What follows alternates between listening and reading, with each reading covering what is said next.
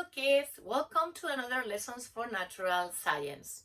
Today we are going to work on simple machines too. Remember that in our last lesson we were talking about the simple machines one, and we include structures and levers and the three kinds of different levers. Today we are going to work on pulleys and on the inclined plane and the three tools that use inclined planes to work and to make our lives easier. First of all, let's see what pulleys are. And as you can read here, they help us to lift objects easily. The more pulleys you connect, the less effort you have to do.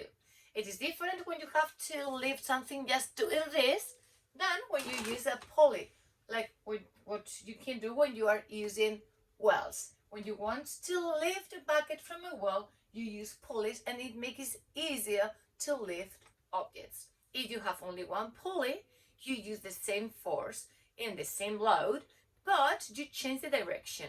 But if you connect many other different pulleys, the effort is less and less and less, and it's easier to lift objects. Okay? About inclined planes, we know what inclined planes are.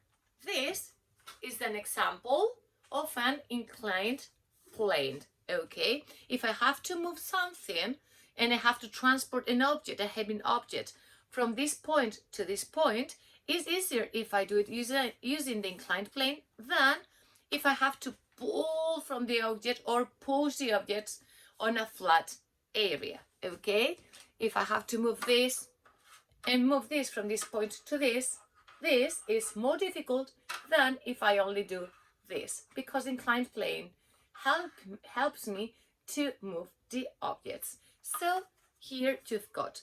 That's why, for example, when you have seen lorries or truck and you see people just loading or downloading the loads from that truck, they usually use ramps to make it easier,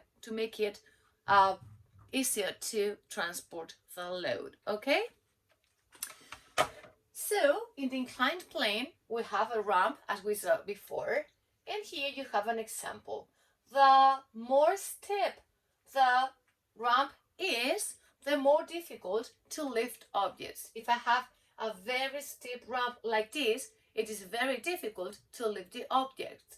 However, if I have less steep on this ramp, it's easier to move the load from this point to this point. Another application that we have for the inclined planes is screws, like the ones I've got in here. If I take a cylinder and I wrap it with an inclined plane, I make a screw. The word for screw in Spanish is tornillo. I've got here many different examples where you can appreciate the cylinder and the inclined plane on it. Okay, usually we use screws to fix pieces together and for drills. Drills means taladrador. Okay, so when I want to make a hole on a wall, or if I want to connect two surfaces, I usually use screws. And finally, we've got wedges. The word for wedge in Spanish is cuña. We use them to cut material. Here we have an example like an axle, but sometimes I can have it when I've got a knife. If you see here the shadow is different, it's because this is not the same thickness of the knife. In this part, I've got an inclined plane that makes the knife to be very sharpened and to make it easier to cut things, as you can appreciate in here. Another object I can use in my daily life are scissors. Here again you can appreciate the wedge, and on the other side you have the wedge too. Okay, as I have two wedges in opposite places, I can use them to cut. This is a simple machine, the wedge. This is a simple machine, the lever. When I put them together, I have a complex machine, like scissors. In scissors, I use it two simple machines, levers and wedges.